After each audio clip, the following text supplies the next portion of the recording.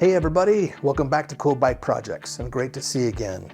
This week, we're taking this old Trek 930 and doing one final upgrade, swapping out the fork with a nice Fox RL from the mid-2000s. Hang tight, this is going to be fun.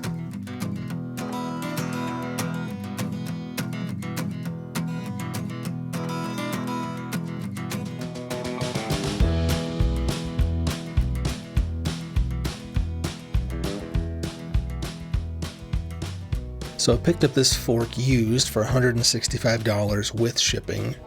This fork would have cost $425 new, and with good seals and a 9-inch steer tube, this was definitely a good find.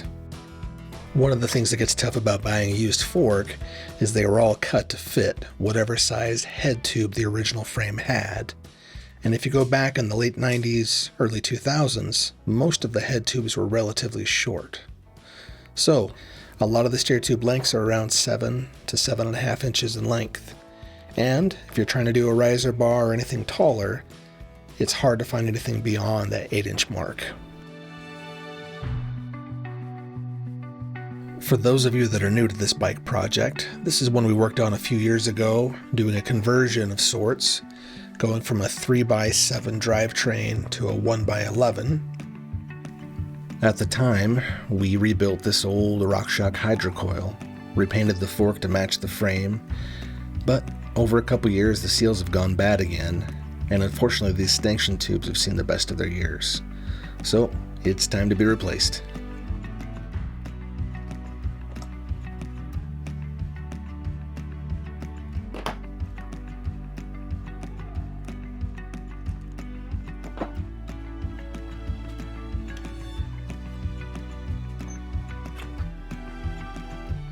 So in order to keep using this Chris King headset, I need to lightly tap off the bottom bearing race. So with the fork upside down, gently clamped inside of the vise, I'm going to tap it just gently enough to knock off the edge and to get it to pop off of the crown. You want to do this carefully because most headset races are made of soft aluminum and you don't want to mar it. So here I am sliding the bottom race that will go up and touch the bearings. And because this is meant to be a press fit, I'm actually using a very inexpensive tool for this, which is 1.25" PVC pipe. A couple quick taps of this, and it'll stay locked on there where it's supposed to. I get a lot of questions about, will this length of fork work on my old bike? Or will this size steer tube work on my old bike? The reality is, angles aside, you need to know that the length, the total length from the dropouts to the crown of the fork is similar to what you're replacing. This older 2000-2001 hydrocoil fork, from the center of the axle dropouts to the top of the crown is around 18.25 inches. So even though it says it's 100 millimeters of travel, and the new fork is 100 millimeters of travel, the total length on these dropouts is actually longer on the Fox RL fork. Measuring from here, again to the top of the crown, this is now 18.5 inches. Honestly, not a big deal for this bike setup right here.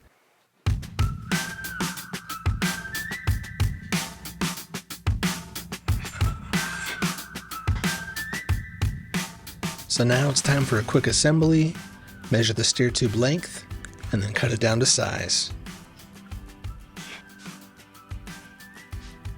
Something I always recommend is putting an extra spacer above the stem.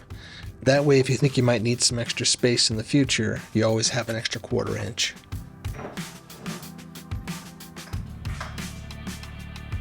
Here you can see the original star nut that was pounded down inside of the steer tube. We're cutting below that line about 1/2 inch, and using my marker here, I'm going to be using a really sharp pipe cutter to cut along that length. It's important to check to make sure you're not trying to cut through both the steer tube and the original star nut. Most bike shops would use the vise and a hacksaw to do this really clean. As I'm missing my hacksaw guide, I'm settling for this pipe cutter. It still works fine, but if it's not sharp, it'll actually cause a bulge to form when you cut it, making it hard to slip the spacers and the stem on the steer tube.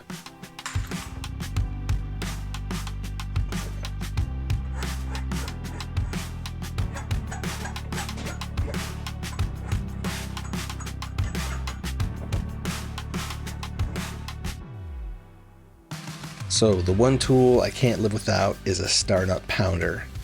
There's a number of these for relatively cheap on Amazon, and I'll try to post a link for this one under the video description. But essentially it holds it perfectly straight down the center of the steer tube and has a spacer so that you can only drive it down so far.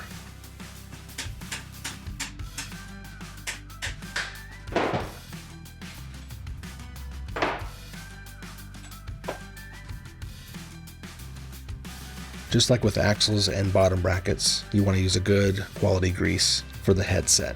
This will keep things running smooth for years to come and helps to keep out dirt and water.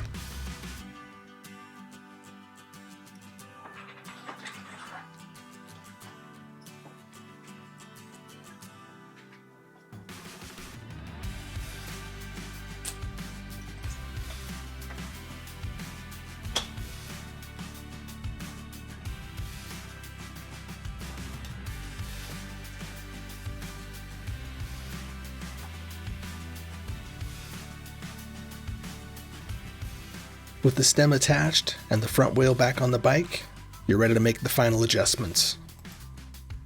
Then, if you're putting back on post-mount brakes, you'll probably need to adjust those again, as the height will be different from fork to fork. For the final adjustment, I'm airing up this side of the Fox fork. You can find user guides online pretty easily that will tell you exactly how much air to put in the fork, depending on the rider weight.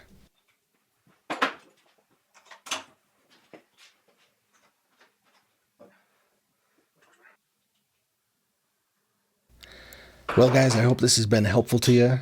A lot of people ask me about replacing the rigid fork with a suspension fork on an older bike. Again, if you'll measure the overall length from the wheel dropouts to the top of the crown, and then try to find a fork that matches as close as you can, you should be alright. Thanks for watching, and we'll see you on the next episode.